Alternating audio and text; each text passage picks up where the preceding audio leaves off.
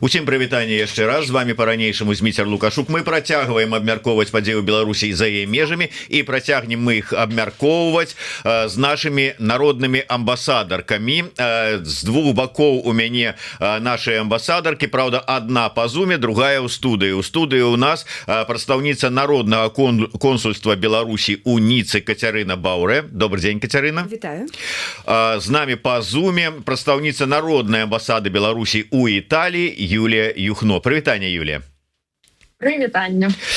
Паколькі Юля у дарозе і ёсць такая небяспека, што праз там хвілінаў 15 яна вымушаная будзе бегчы на цягнік, таму мы найперш, ну, па-першае, как бы папярэджваем наших слухачоў, што магчыма такая альбо Юля зусім знікне, альбо пабяжыць, сядзе у купе і зноўку до нас далучыцца. У любым выпадку давайте мы пачнем с Юляй. Юля, Італія. Апошнім часам ад беларусаў з Італіі, ад беларускай дыаспары, ад вас, як народнай амбасады, прыходзіла, ну, дастаткова шмат і не заўсёды прыемныя навіны, што там адбываецца з беларусамі у Італіі, у якія сітуацыі яны трапляюць. Калі агулам, як вы ацэньваеце, з якімі праблемамі сутыкаюцца апошнім часам беларусы у Італіі? Як бы іх можна было характарызаваць? Ёсць нейкія змены, вот скажем, год назад было так, а зараз вось новыя выклікі. Там ці нема новых выклікаў? Ну, я б не сказала, што сітуацыя вельмі змянілася. Я б не сказала, што ёсць новыя выклікі. Мы тут дагэтуль пробуем змяніць штосьці ў сістэмы легалізацыі наконт пашпартовых і так далей. І гэта не такі лёгкі працэс, як можа камусьці паказацца. Таму мы змагаемся яшчэ з гэтымі фактарамі. І вось у студзені парламенцкая група за дэмакратычную Беларусь падала прапанову аб тым, каб легалізацыя ў парламенце, каб легалізацыя беларусаў адбывалася больш хутка. Вось, ну, чакаем зараз вынікі. Гэта, конечно, наша праца як народнай амбасады, ну, не толькі як народнай амбасады, усе спрачыніліся, і дыяспара таксама, але, канешне, у гэтай прапанове фігуруе народная амбасада, і мы гэтым, канешне, вельмі ганарымся. Вось, таму я б не сказала, што ёсць новыя выклікі. Мы чулі апошнім часам пра Інтэрпол, але Інтэрпол у нас быў і да гэтага 2 гады таму. І гэтак также мы змагаліся за беларуса, якога затрымалі ў Неапалі, яго таксама вызвалілі, ён паехаў у Польшчу. Зараз дзяўчына, якую вызвалі, Карына, яна таксама ўжо ў Польшчы, яна ўжо з'ехала, будзе працэс хутка, але як бы мы думаем, што ўсё будзе добра, таму што яе відавочна пераслед палітычны. Ось, у астатнім беларусы ў Італіі ўсё тыя ж праблемы, ну, ўсё так жа змагаемся з паліцыяй, з квестурамі, з прэфектурамі, вось, і спрабуем намагчыся таго, каб статус уцекача было атрымаць лягчэй. Юля, я вярнуся вось да гэтай сітуацыі з Інтэрполам. Просто я чытаў каментары з гэтай нагоды. Да, выдатна, што ўсё ж таки дзяўчына здолела ўжо апынуцца как бы на волі і з'ехала ў Польшчу, але кажуць, так што нам зараз вось беларусам, якія знаходзяцца пад пераследам рэжыму, нават у межах Еўропы некуды ездзіць небяспечна. Вот як вы ацэньваеце ўзровень гэтай небяспекі? Глядзіце, тут сітуацыя ну, такая асаблівая, то бок у Карыны няма статусу уцекача, у яе падвоенае грамадзянства.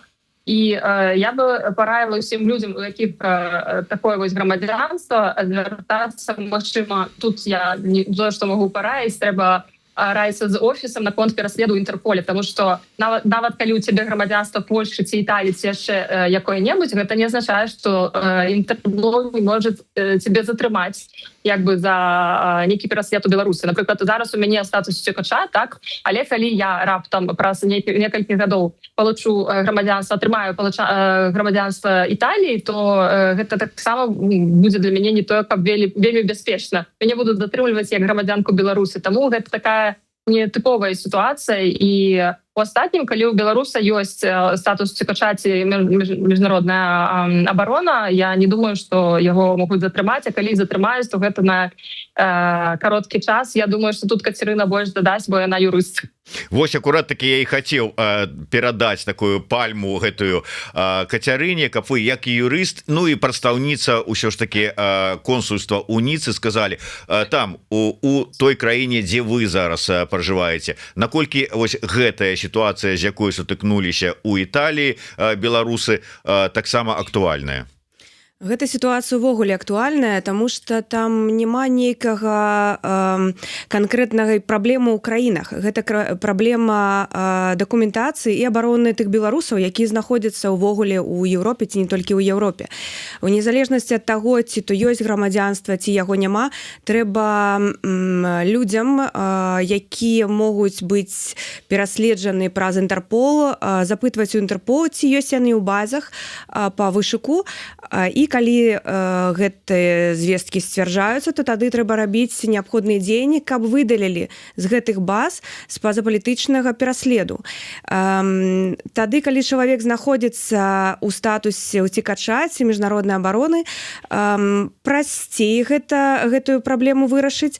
Калі чалавек знаходзіцца ў статусе гуманітарнай абароны з гуманітарным відам на жыхарства, як, напрыклад, у Польшчы ці ў Літве, гэта крышачку складаней і зойме больш часу і больш папяровай працы таксама. Юля, я хотел бы звярнуцца яшчэ да такой тэмы. Ўсё ж таки лічыцца, што больш беларусаў, ну і все такія асноўныя структуры беларускіх дэмсілаў знаходзяцца альбо ў Варшаве, альбо ў Вільні, і тут ім прасцей вырашаць нейкія праблемы, пытанні, якія ўзнікаюць. А беларусы, і я чуў такія выказванні, што беларусы, якія знаходзяцца далей там у іншых еўрапейскіх краінах, там Італія, Францыя, Іспанія, я уже не кажу про США і Канаду, що, маўляў, яны ўжо там недзе там на, умоўна кажучы, на задворках нашай дыаспаральнага жыцця, яны там кінутыя на волю лёса, самі разбірайцеся. Як вы ацэньваеце сітуацыю? Наколькі ўсё ж таки можна казаць, што гэта ўжо там нейкая там дальняя дуга беларускай дыаспары, краіны, у якіх якія вы прадстаўляеце, ці дацягваюцца доўгія рукі дэмсілаў да тых краінаў, каб вырашыць пытанні, якія ўзнікаюць перад беларусамі? Ну, конечно, дацягваюцца. Я не ведаю, ці у беларусаў у Італіі ёсць такая праблема, што ім няма куды звярнуцца. У нас ёсць цэнтр беларускай супольнасці, у нас ёсць народная амбасада, у нас ёсць асацыяцыя талака, у нас ёсць асацыяцыя ў Балоні, у нас ёсць актывісты ў розных кропках Італіі, да якіх можна звярнуцца. То бок кропак уваходу некалькі. Таму я не ведаю, чаму, я разумею, што Італія далёка знаходзіцца і так далей, што, магчыма, не ўсе пра нас ведаюць. Гэта такая праблема таго, што мы не робім нейкі там супер-піяр, у нас няма на гэта ні сродкаў, ні магчымасцяў на дадзены момант. Але казаць пра тое, што беларусы ў Італіі, напрыклад, калі мы кажам пра Італію закінутыя недзе, то я б так не казала. Мы заўсёды пішам у нашых соседках, што кожны можа да нас звярнуцца. Нават той, хто прытрымліваецца іншага боку, да, то бок не демократычна, вы разумееце, пра што я маю на ўвазе, то бок мы будем дапамагаць і дапамагаем усім беларусам, якія да нас звяртаюцца, і я тут магу сказаць, што у нас даволі шмат магчымасцяў да гэтага, таму што рукі ў нас доўгія не толькі з Вільнюса і ці Польшчы ў Італію, але таксама па ўсёй Італіі, то бок калі трэба, я могу знайсці контакты, дапамогу амаль у любой кропкі Італіі, конечно. Але калі людзі не звяртаюцца, то гэта ж, вы разумееце, я не могу быць за гэта адказна. Я могу быць адказна за тых, хто да мяне звяртаецца. У нас ёсць шэлтер, як вы ведаеце, шмат ужо хто ведае, да? Які мы тут набылі за 700 000 евро. І, мы спрабуем дапамагчы усім, чым можам дапамагчы ў межах нашых магчымасцяў. Кацярына, я не ведаю, вы атрымалі 700 000 евро на набыццё шэлтера у Ніцы, так, хаця бы? Дык там была только одна магчымасць, і Юля яе набыла. Все, не засталося нам нічога, Юля.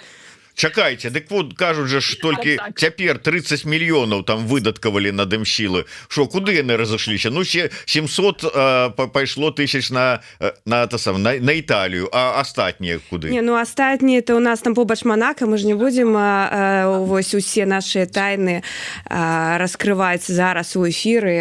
Астатнія мы положили на рахунак разліковы і атрымліваем нейкая там колькасць адсоткаў. Так, пайшоў шок-контент у нас тут. Ладно, яшчэ гледачы падумаюць, што мы кажам праўду. Насамрэч нічога мы не куплялі, канешне. І спартовай тачкі у меня таксама няма. Гэта таксама апошняя такая шутка апошніх дзён, пра апошніх месяцаў, пра тое, што у меня ёсць спартыўная машына нейкая. Вось таму, канешне, гэта ўсё жарты. Нічога мы тут асабліва не пілім. Я разумею, што ўсім беларусам вельмі баліць гэта пытанне грошаў, якія мы тут пілім. Я заклікаю далучацца тады, ну, як бы, каб разумець, што такое піліць, вось, і якія высілкі для гэтага змагання патрэбныя. Ну, можа быть, спартовага аўтакара у Юлі няма, гэта ўсё дробязі. У яе ёсць асабісты цягнік, які зараз павязе яе ў Мілан, наколькі я ведаю. Колькі там хвілінак? Юля, пакуль пару хвілінаў ёсць, раскажы пра шэлтар. Усё ж таки, чым жыве, можа быть, і я ведаю пра вашу праграму падтрымкі палітзняволеных. Вы зараз групу збіраеце тых, хто прыедзе адпачываць у Італію, так? Да, у нас адначасова две праграмы, адна для сямей і іншая таксама для сямей, але яны розныя по фармату. Вось таму у нас две праграмы, як у прошлым годзе было две і ў гэтым две. У нас больш за 50 заявак прыйшло на першую праграму, толькі на 6 месяцаў, таму зараз я павінна выбачацца амаль што кожны дзень перад кімсьці, хто не папаў, не трапіў у гэтую праграму, але на жаль, у нас абмежаваныя магчымасці, што мы можам зрабіць, то мы робім, канешне. Ось. І што тычыцца шэлтара, у нас прыязджаюць новыя людзі, то бок мы займаемся, як я і казала раней, легалізацыяй, дапамагаем з працаўлаштаваннем, заключылі дамовы з прафсаюзамі і з тымі кааператывамі, якія займаюцца стажыроўкамі, каб дапамагаць таксама ў гэтым сэнсе. Ну і курс італьянскага з Наталіяй Дулінай таксама ў гэтым годзе мы будзем праводзіць. Мы знайшлі на гэта фінансаванне і вось у бліжэйшы час запусцім новы поток. Ну, гэта вось такая комплексная дапамога, якую мы аказваем у рамках шэлтара. Канешне, я магу сказаць, што не ўсё так гладка і не ўсё так, як бы мне хацелася. Да, мы зараз шукаем магчымасці, каб гэта была таксама адна з дзяржаўных праграм, ну, якія ёсць ужо ў Італіі, але асабіста для беларусаў. Але гэта даволі складаны такі шлях, тому што як бы есть свае там моманты. Вось. Але мы не спыняемся, шэлтар ёсць, шэлтар працуе, прыязджаюць. Вось учора прыехаў чалавек, на наступным тыдні прыедзе новы чалавек, таму праца ідзе і ўсё па плане. Ну і падкрэслю, што я нікога з тых, хто жыве ў шэлтаре, асабіста не ведаю, тому што гэта таксама мне вельмі часта кажуць, я чытаю ў каментах, што вось у шэлтар прыязджаюць толькі те, каго Юхно ведае. Юхно не ведае нікога, ні таго, хто прыязджае ў шэлтар, ні таго, хто прыязджае на летнія адпачынкі. Мы толькі глядзім на крытэрыі, якія мы самі для сябе вызначылі, ну то бок больш звязаныя з гуманітарнымі падставамі. Ці мае гэта сэнс, ці чалавек падпадае пад параметры і так далей. Толькі на гэта мы глядзім. Вось, я пабежала на цягнік і спадзяюся, яшчэ далучуся да вас. Добра, дзякую вялікі. Дзякуй, таксама спадзяемся, што Юлія яшчэ здолее далучыцца. У любым выпадку, калі не, то добрай дарогі. Я звяртаюся да Кацярыны. Ну вот, нарэшце у вас ёсць магчымасць таксама выказаць тое, што адбываецца ў Ніцы. Скажыце, ласка, мы шмат дастаткова ведаем тых праблемаў, з якімі сутыкаюцца беларусы там у Польшчы, у Літве, у Грузіі, там больш-менш там з Чэхіі. У вас якія найперш праблемы перад беларусамі паўстаюць? У Францыі адна з вялікіх складанасцей гэта мова. Без мовы вельмі складана беларусам, да і украінцам таксама працаўладкавацца, зразумець, што адбываецца ў адміністрацыйным жыцці, зразумець, куды пайсці, што рабіць, як нават самае простае, як запісаць дзяцей у школу ці ў дзіцячы садок, як як скласці сваё штодзённае жыццё. Таксама вельмі адрозніваецца дабрабыт у Францыі і тыя рэчы, да якіх мы больш звыклыя. Мне падаецца, яшчэ Францыя знаходзіцца дастаткова далёка ад Беларусі, таму не шмат беларусаў адразу да нас прыязджае. Зараз ужо сітуацыя крышачку змянілася ў апошнія гады паўтары, мне падаецца. І асноўная задача, якая стаіць зараз перад беларусамі, якія прыехалі крыху раней, гэта здолець больш аб'яднаць тых беларусаў, якія знаходзяцца па ўсёй Францыі ў розных яе баках. Гэта не толькі Парыж і Ніцца, гэта яшчэ шмат якіх гарадоў, у якіх ужо стварыліся некаторыя суполкі, у якіх беларусы паміж сабой сябруюць, якія ладзяць нейкія імпрэзы, якія ладзяць адраджэнне, захаванне больш нават нацыянальнай ідэі, нацыянальнага беларускага нацыянальнай беларускай культуры, літаратуры. У нас вось, напрыклад, у Тулузе, побач з Тулузай, Яна напісала новую сваю кнігу, якая атрымала таксама добрыя водгукі і нават прэмію. У нас у іншым горадзе спраўляюцца больш дзяўчаткі нашы навучаюць французскіх студэнтаў, як ладзіць нацыянальныя беларускія вопраткі, упрыгожванні, і гэта на ўзроўні ліцэя прафесійнага. Але, Кацярына, ось зараз паслухаюць нас беларусы з іншых краін і скажуць: ну так нармальныя такія сабе праблемы, мову вывучыць, там навучыць французаў вопратку беларускую шыць, там дранікі гатаваць, ці яшчэ што-небудзь. У нас з праблемамі з легалізацыяй, з атрыманнем ВНЖ, адкрыццём банкаўскіх рахункаў. Ну дык во, это праблема. А там што, у вас няма такіх праблем? Гэта таксама адны з асноўных праблемаў, якімі я амаль штодзённа займаюся, таму што банкаўскія рахункі – гэта вельмі складаная тэма, таму што у нас у Францыі ёсць такое легальнае паняцце як droit au compte. Гэта значыцца права на банкаўскі рахунак базавы. Але з улікам таго, што зараз складаная геапалітычная сітуацыя як то ў беларусаў, так то ў украінцаў і у расейцаў, канешне же, гэтыя тры катэгорыі грамадзян іншых краін, яны знаходзяцца ў сітуацыі, калі банкаўскія рахункі вельмі цяжка адкрыць. Таму што гэта лічыцца ў банкаўскай сферы, што гэтыя тры краіны знаходзяцца пад эмбарга.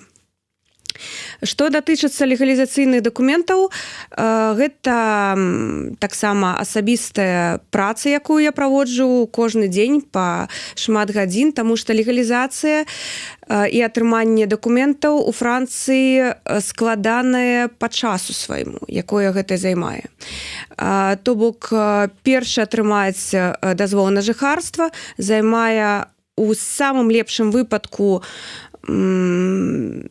2-3 месяцы, а у сярэднім, калі гэта не запыт на ўцікацтва, гэта каля 5-8 месяцаў з моманту першага запыта. Ну, 5-8 месяцаў, у прынцыпе, как бы такія вельмі лайтовыя варыянты атрымліваецца. Але вот калі, скажем, наши беларусы прыязджаюць і ёсць жаданне падацца на міжнародную абарону, наколькі гэта магчыма ў Францыі? Гэта магчыма. Дзякуй таму, што мы праводзім працу аб інфармаванні французскіх уладаў тым, якая сітуацыя складаецца ў Беларусі, або ўзроўні рэпрэсій, беспрэцэдэнтных рэпрэсій, якія зараз у Беларусі праисходзяць. Праз тое, што мы адвакатуем таксама і мы надаем прапановы да французскіх уладаў, як і што рабіць з беларусамі. Узровень, мне падаецца, асэнсавання, чаму беларусы запытваюць міжнародную абарону ў Францыі, ён значна вырас, і я сутыкаюся з тым, што запыты на міжнародную абарону, іх зараз значна больш, і яны апрацоўваюцца значна хутчэй, чым раней. Значна хутчэй. З статыстычных больш-менш маіх дадзеных працоўных, з першага запыту беларусаў, якія прыязджаюць у Францыю і падаюцца на ўцікацтва, праходзіць ад 4 да 8 месяцаў, больш-менш у сярэднім. Але першыя паўгады людзі не могуць працаваць, не маюць на гэтага дазволу, і гэта вельмі складана. І нават пасля 6 месяцаў перабывання ў Францыі ў статусе запытальніка ўцікацтва, гэта толькі тады, калі чалавек ужо знайшоў, дзе працаўладкавацца.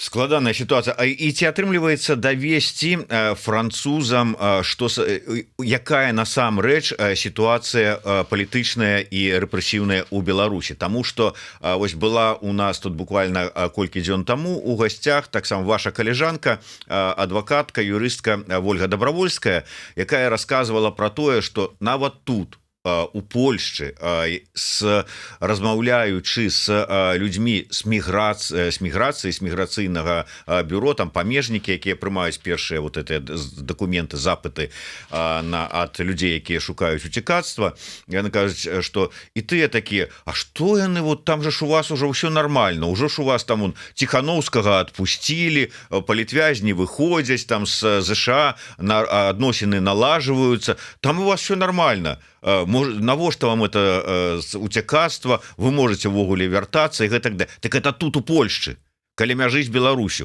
А што казаць пра Францыю? Атрымліваецца давесці? Трэба ведаць, што Францыя і Польша маюць розную гісторыю па ўцікацтву і па прыманню розных уцікачоў. У Францыі гэта увогуле іншая краіна. Гэта краіна, якая намагаецца вельмі сур'ёзна ставіцца да верхавенства права, да працэдураў, і у Францыя больш звыклая да міграцыю і да ўцікацтва. Таму вось гэты працэдурны бок, ён працуе дастаткова больш-менш добра. Ёсць той бок, які мы не бачым. Гэта як тыя людзі, якія запыталі ўжо ўцікацтва, жывуць насамрэч. Калі ў іх няма працы афіцыйнай, калі ў іх няма жытла, калі ў іх ёсць маленькія дзеці і ім нечага есці, а ў Францыі не так усё танна. І вось з гэтым бокам трэба значна больш працаваць, і гэта вось той сацыяльны бок і сацыяльны напрамак, які патрабуе шмат увагі. Калі ўсё ж таки казаць пра вырашэнне пэўных праблемаў, якія ёсць, з якімі сутыкаюцца беларусы в розных краінах, я думаю, што паўсюль ёсць пэўныя праблемы, яны, можа быць, трошачку там адрозніваюцца, наколькі яны зараз, на якім узроўні, але праблемы ёсць паўсюль. І шмат хто зараз апошнім часам кажуць, так а што он офіс не дапамагае это вырашыць? Чаго нам Ціхановская ездзіць туды-сюды, сустракаецца з прэзідэнтамі, з прэм'ерамі, дамаўляецца там пра нешта, а па выніку нічога няма. Дык які сэнс? Структуры дэмакратычных сілаў, наколькі сапраўды рэальна могуць уздзейнічаць на ўнутраную нацыянальную палітыку, на міграцыйную палітыку краінаў, даводзіць неабходнасць зменаў унутранага заканадаўства на карысць беларусаў. Атрымліваецца ці не? Трэба разумець, што ёсць некалькі галінаў, у якіх працуе увогуле ўся дзяржаўная сістэма, напрыклад, Францыі, калі мы гаворым пра Францыю. і у кожнай з гэтай галін ёсць магчымасць і яна праводзіцца, гэтая праца, па давядзенні інфармацыі да дзяржавы, што адбываецца з беларусамі і ў Беларусі. Калі мы гаворым пра дэмакратычныя сілы, напрыклад, візіты Святланы Георгіевны, пра працу каардынацыйнай рады і іншае, то гэта больш датычыцца тых дэпутатаў заканадаўчай улады, якая спрыяе таму, каб ужо на месцах прэфектуры і тыя, хто патрэбна, каб яны ўжо ўплывалі на нейкія працэдуры, каб яны гэтыя рэкамендацыі прымалі ўжо на месцах. Тое, што робіцца дэмакратычнымі сіламі, гэта вельмі складана пераацэніць. Таму што калі бы не было гэтых візітаў, калі б не было дыялогу, увогуле б не ведалі, што там гэтая Беларусь, ой, гэтая нейкая там краіна, там побач з Расіяй, усё там добра, у вас уже нічога няма. І праз там некалькі тыдняў пасля выбараў 2020 года ўжо все даўным-даўно забыліся пра гэтае. А французская вось гэта бюрократычная машына, яна працуе вельмі павольна. Таму трэба нагадваць, трэба працаваць, трэба прапаноўваць, а што ж можна зрабіць? І вось гэта тое, што робяць нашы дэмакратычныя сілы. Калі ўжо ўзгадалі каардынацыйную раду, то давайте трошачку ваша ацэнка вынікаў выбараў каардынацыйную раду, таму што шмат размоваў пра тое, што ну вот атрымліваецца, доказала гэты вынік выбараў тое, што гэта структура ўжо не мае даверу, што легітымнасці няма, і зараз як гэтыя людзі змогуць ездзіць там у парламенцкую асамблею Савета Европы, казаць, што мы прадстаўляем Беларусь і беларускае грамадства, калі за вас прогаласавала там 2000 чалавек. Каго вы прадстаўляеце, маўляў, будзе пазорышча нейкае, а не прадстаўленне.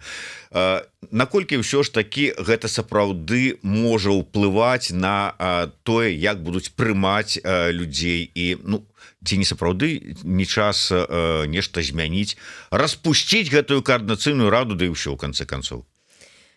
Калі мы распусцім каардынацыйную раду, то хто у звычайных беларусаў будзе прадстаўнікамі? Хто вы, вот Юлія Юхно, якая вярнулася до нас.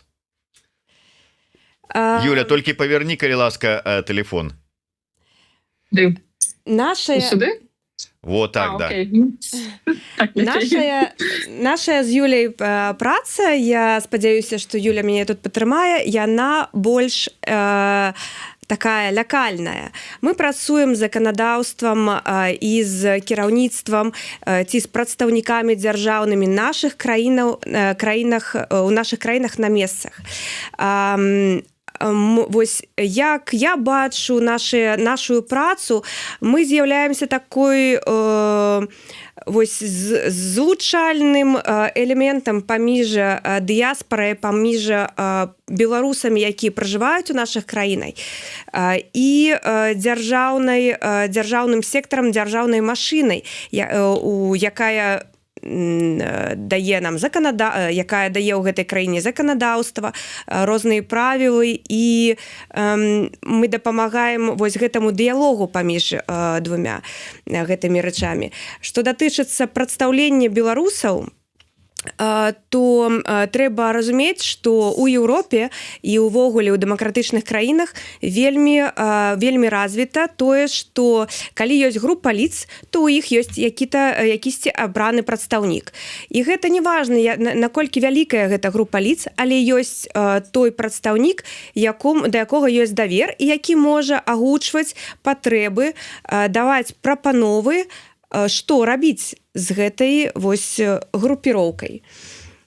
Юля, ці падтрымліваеце вы, Кацярына, ў тым, што будзе давер да групы лиц у палітыкаў Італіі, да той групы лиц, за якую прагаласавала 2000 чалавек з усяго беларускай, нават дыаспары бярем беларускай?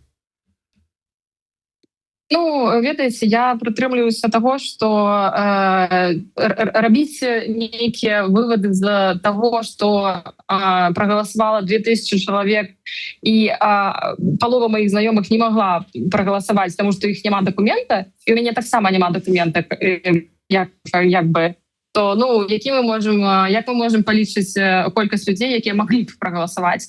Ну то бок я не лічу гэта якімсьці параметрам, тому што вельмі шмат у каго зараз няма пашпарта ні Беларусі, ні новай Беларусі, увогуле ніякага пашпарта, ніякай Беларусі. Потому что 2 гады таму я не змагла прагаласаваць, і таму што у мяне не было пашпарта новай Беларусі. Зараз ёсць, я галасавала. Але праблема так і не вырашаная, і як бы людзі, якія хацелі прагаласаваць, не змаглі гэтага. Гэта відавочна недапрацоўка ці то каардынацыі, ці я не ведаю прымаўчэння. Ось, і я лічу, што гэтае прадстаўніцтва патрэбнае. Канешне, магчыма, будзе менш даверу, але я думаю, што рэпутацыю Дэмсіл і прадстаўніцтва у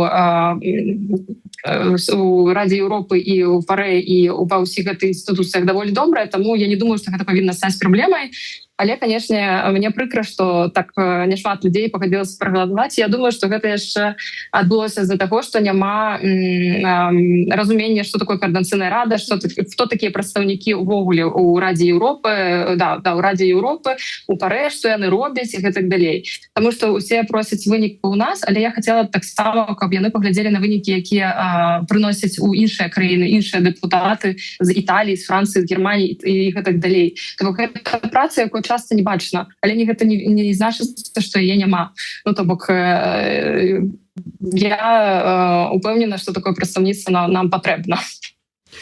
Юля, мы с Кацярынай абмяркоўвалі гэтае пытанне про тое, наколькі ўсё ж таки структуры дэмакратычных сіл могуць спрычыніцца да вырашэння лакальных праблем. Вот у Францыі, у Італіі. Я ведаю, і мы размаўлялі про тое, что, скажем, Ціхановская не так давно таксама ездзіла у Італію, сустракалася с італьянскімі там кіраўніцтвам, палітыкамі і гэтак далей. Потым яна пра нешта дамаўляецца, ёй нешта абяцаюць, яна з'язджае, а праблемы застаюцца. І потым Юля Юхно вырашае гэтыя праблемы. Так а офіс што? А Ціхановская з кабінетам? Працуем так, што Святлана прыязджае, мы тут застаемся самі па сабе. Мы намагаемся, каб гэта быў такі працэс перадачы потым кантактаў, праблемаў і гэтак далей. То бок гэта не нейкая праца толькі аднаго чалавека, нейкіх людзей, гэта далей.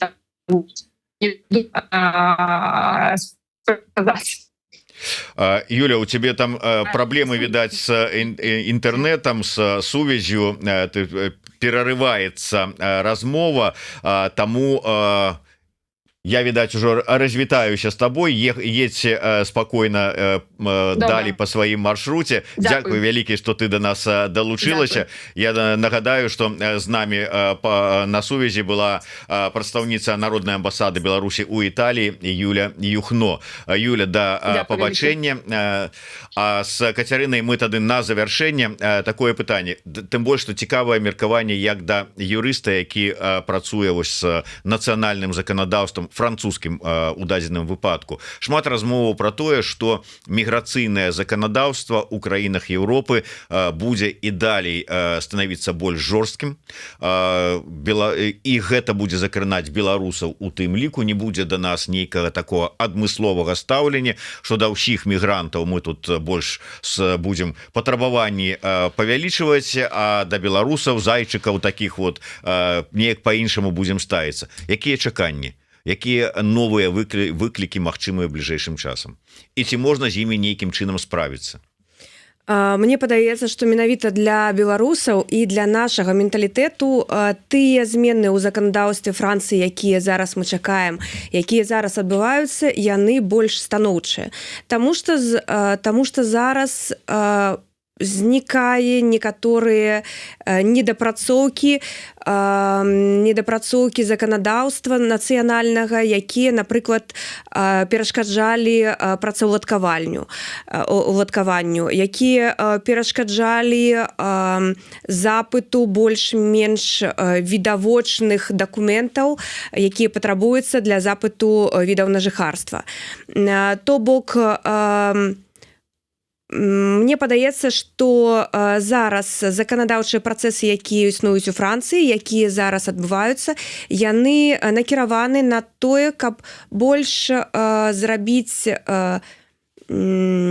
лагічны запыт на дазвол на жыхарства, і каб людзі, якія прыязджаюць, каб яны прыязджалі з магчымасцю працаваць, з жаданнем інтэгравацца, а ў беларусаў з гэтым няма аніякіх праблемаў.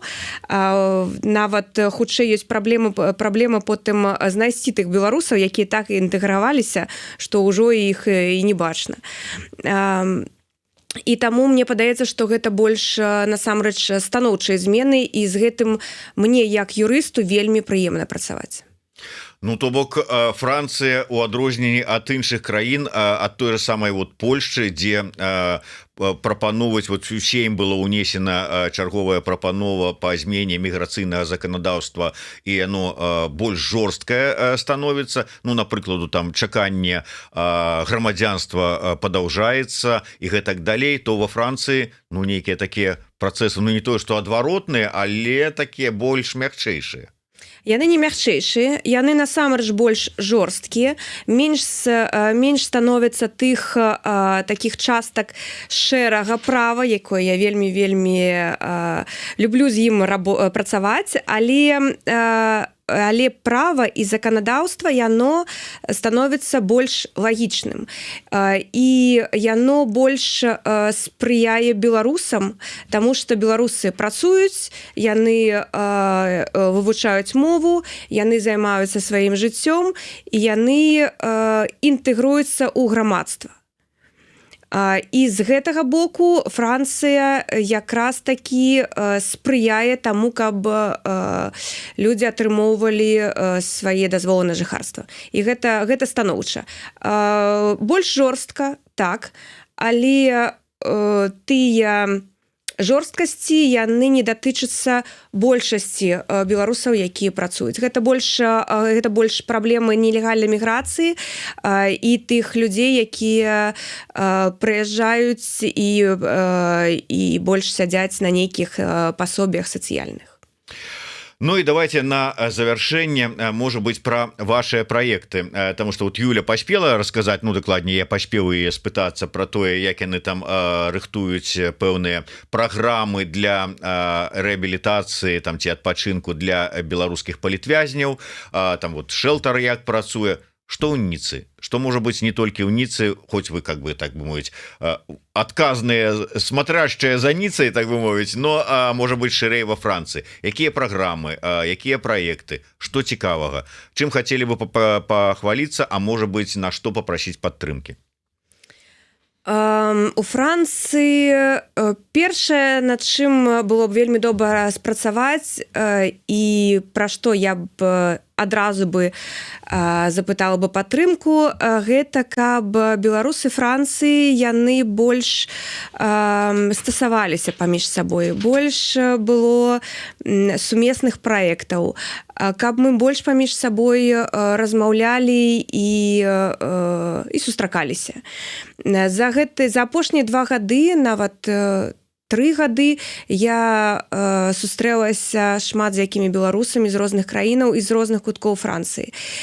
І гэта насамрэч гэта адны самых цікавых, шчырых і добрых сяброў, якіх я атрымала у апошнія гады. І было вельмі файна, каб мы разам працавалі, разам рабілі праекты, як то культурніцкія, так, я не ведаю, выданне кніг, дапамагалі адзін аднаму, так і спрыялі і зладжвалі падтрымку тых беларусаў, якія толькі прыехалі ў краіну, таму што зараз усё больш і больш беларусаў прыязджае.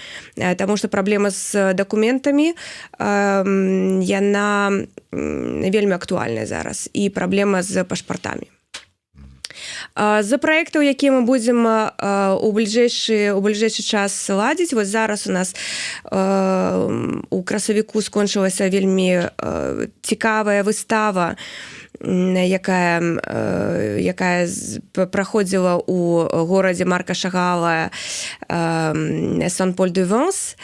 Выстава гэтая была на працягу 10 дзён, і было вельмі было шмат таго, чаго мы не чакалі з гэтай выставы. Напрыклад, той же самы торт-карціна. Ці тое, што як французы бачылі нашыя працы нашых мастачак. Іншага дня, мне падаецца, што больш напрыканцы жніўні мы будзем ладзіць невялікі таксама летнік для дзяцей тых беларусаў, якія патрабуюць падтрымкі і адпачынку маральнага, фізічнага і ўвогуле падтрымкі сяброўскай. Я зараз яшчэ не ўпэўнена, дзе будзе праходзіць гэты летнік, ці то у нас на беразе, ці, мне падаецца, больш у горах, і будзем там паляваць на суслікаў. Ну так, такое фотапаляванне. Таксама зараз падрыхтоўваецца спектакль. Спектакль гэты паводле п'есы, паводле апавядання «Дзікае паляванне караля Стаха». Не буду заходзіць яшчэ наперад, але ён такой у стадыі апрацоўкі сцэнара і падрыхтоўкі актораў і іншых неабходных момантаў для таго, каб гэта было насамрэч нешта файнае, каб можна потом было выйсці з ім нават на фестываль у Авіньёне. Але зараз вось то, што я бачу, асноўная мая задача — гэта надаць больш падтрымкі ў легалізацыі і ў праблеме пашпартоў. Таму што зараз гэтае пытанне, яно стала асноўным для тых беларусаў, якія знаходзяцца ў Францыі. І высілкі, якія яно патрабуе, яны патрабуюць з майго боку яшчэ кансалідацыі не толькі маіх ведаў юрыдычных, але яшчэ і падтрымкі як то палітычнай, так і мясцовых уладаў. Ну что ж, вось такое жыццё вот такими проблемами, такими надеями, такими энергетычнымі посылами жывуць дыаспары беларускія ў Італіі і ў Францыі конкретно, потому что вот с прадстаўнікамі гэтых дыаспар, гэтых краін мы сёння і размаўлялі, хотя праблемы падобныя, яны існуюць у розных, фактычна ва ўсіх краінах. Тым не менш, заўсёды прыемна, што ёсць людзі, ёсць народныя амбасадары, амбасадаркі, консулы, консулкі, якія дапамагаюць беларусам з гэтым усім спраўляцца. Я спадзяюся, паспяхова дапамагаюць. Дзякуй вялікі. З Юляй Юхно, прадстаўніцай народнай амбасады ў Італіі, мы ўжо развіталіся. Дзякуй ёй яшчэ раз наўздагон за ўдзел у нашым эфіры, і я развітваюся з прадстаўніцай народнага консульства Беларусі у Ніцы Кацярынай Баўрэ. Звяртайцеся, каму трэба у Францыі, па дапамогу у легалізацыі да Кацярыны. Яна менавіта гэтым і займаецца. Для беларусаў пэўныя скідкі? Увогуле для беларусаў, якім патрэбна падтрымка, гэта бескаштоўна, таму што гэта тое, як я бачу, з чым я магу дапамагчы беларусам. Вось так вот. І я ведаў, што яно так, я хацеў просто, каб гэта агучыла сама Кацярына. Для беларусаў гэта ўсё бескаштоўна. Вось такія у нас людзі такія у нас амбасадары і амбасадаркі. Дзякуй вялікі, Кацярына, да сустрэчы, жыве Беларусь. Дзякуй, Дзміцер, жыве вечна.